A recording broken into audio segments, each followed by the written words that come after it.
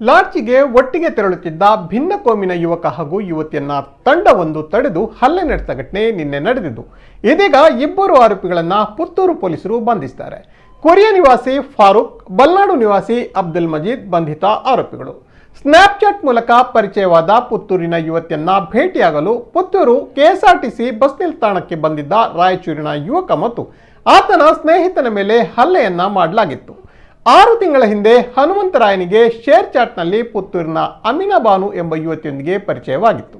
ಯುವತಿಯ ಕರೆ ಮೇರೆಗೆ ಪುತ್ತೂರಿಗೆ ಬಂದಿದ್ದ ಹನುಮಂತರಾಯ ಮತ್ತು ಆತನ ಸ್ನೇಹಿತ ಪುತ್ತೂರಿಗೆ ಬಂದಿದ್ದು. ಈ ಸಂದರ್ಭ ಒಟ್ಟು 6 ಜನರ ತಂಡದಿಂದ ಹಲ್ಲೆ ನಡೆದಿತ್ತು.